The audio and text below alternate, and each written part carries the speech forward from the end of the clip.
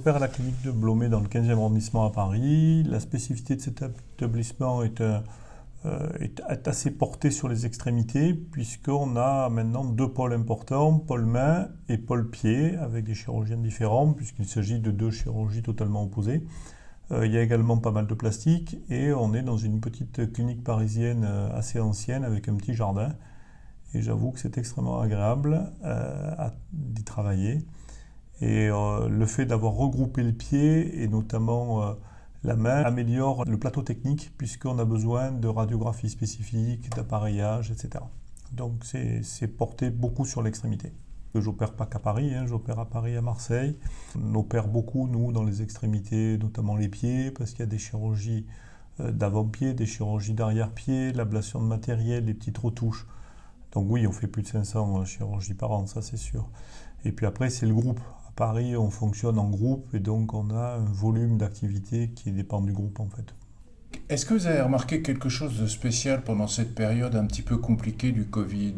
Oui, nous, ça nous a beaucoup demandé de travailler indirectement. En fait, on a travaillé beaucoup sur la téléconsultation qu'on n'avait pas bien développée jusqu'alors et qui a été extrêmement intéressante au début, notamment dans les périodes de confinement, avec les personnes plus âgées qu'on ne voulait pas déplacer, mais également le suivi des patients qu'on avait opérés et qu'on ne pouvait plus revoir. Donc ça a été quelque chose qui a été très important.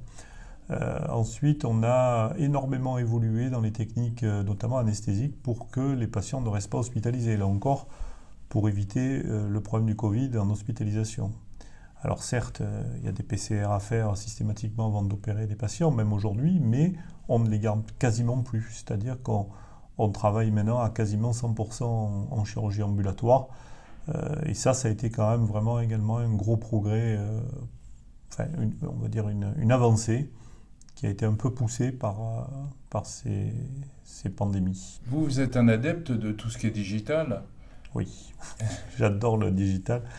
Et on s'en sert beaucoup, notamment pour faire des photos, pour récupérer les radios, pour récupérer des photos de pied avant-après, pour voir l'évolution. Oui, le digital est important. Ensuite, toutes les dictées maintenant se font par digital, alors avec reconnaissance vocale ou pas, mais on a des logiciels qui peuvent être consultés de partout, c'est-à-dire que quel que soit l'endroit où on se situe dans le monde, en se connectant sur Internet, maintenant on a non seulement la pathologie du patient qui nous appelle, parce qu'on peut répondre dans des endroits autres que le cabinet de consultation.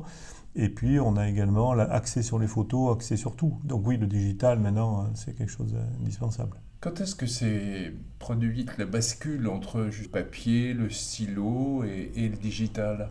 Alors, ça a été doux, mais et compliqué à la fois, puisque je fais partie des vieux maintenant. Donc, moi, je me rappelle de mon père qui utilisait toujours la machine à taper, la machine à frapper. Donc c'est clair que pour moi, l'ordinateur a été quelque chose d'intégré très rapidement, puisque fait partie vraiment de la génération où déjà en 86, j'avais un ordinateur. On a fait une thèse informatique sur ordinateur. Donc déjà, j'avais de l'avance là-dessus. J'avais des copains qui étaient dans l'informatique qui m'ont bien aidé.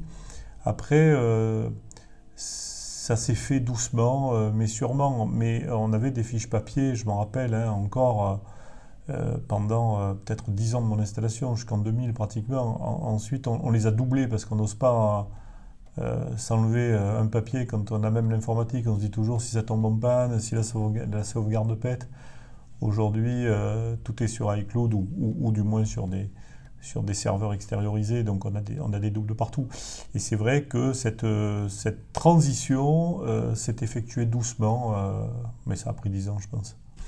Alors le papier a totalement disparu dans la consultation ou dans on va dire les transmissions, sauf que pour opérer, j'ai une fiche de programmation qui est établie avec le patient quand je le vois, qui transite par la clinique, les anesthésistes, tout le monde a cette fiche, qui est une fiche virtuelle, mais qui sera imprimée et affichée dans la salle le jour de l'opération. Donc oui, j'ai encore un support papier que j'estime être indispensable parce que j'allume pas mon ordinateur systématiquement en salle et cette transition papier était à mon avis encore un garant contre les erreurs. Donc oui, j'utilise encore le papier.